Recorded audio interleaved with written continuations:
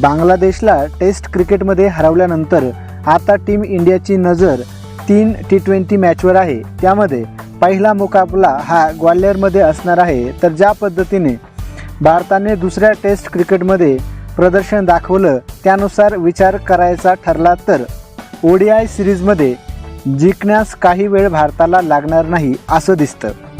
तर यामध्ये कोण खेळणार आणि कोण बाहेर जाणार याची संभाव्य यादी प्रकाशित झालेली आहे।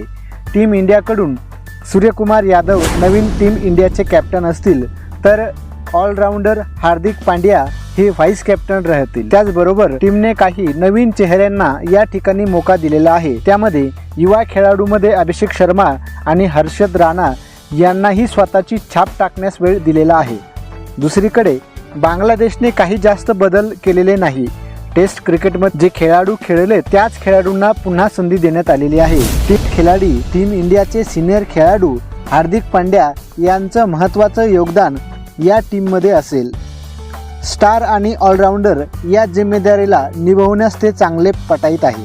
हे वर्ष त्यांच्यासाठी चांगले गेलेलं आहे आणि तसं बघितलं तर बांगलादेशच्या विरोधात झालेल्या मॅचमध्ये त्यांचा परफॉर्मन्स कधीही चांगला राहिलेला आहे। नवीन युगाचे रफ्तार असणारे मयंक यादव हेही याचबरोबर असणार आहे। 150च्या स्पीडने बॉलिंग करून ज्यांनी स्वतःचं वर्चस्व दाखवलेलं आहे या ठिकाणी त्यांनाही स्थान मिळालेलं आहे।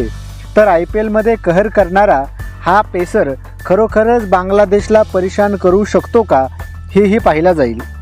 आणि खास करून टीम इंडियामध्ये नुकतेच आलेले धाकड बल्लेबाज अभिषेक शर्मा यांच्यावर सगळ्यांचीच नजर टिकून आहे। चांगले शतक गाजवल्यामुळे त्यांनाही टीम इंडियामध्ये स्थान मिळालेलं आहे। तर ते भारताला पॉवर प्लेमध्ये चांगली सुरुवात देऊ शकता का? तर तयार रहा शानदार ODI सिरीज पाहण्यासाठी। आपल्याला आमचा व्हिडिओ आवडल्यास लाईक करा, शेअर करा आणि सबस्क्राईब करायला मात्र विसरू नका। धन्यवाद।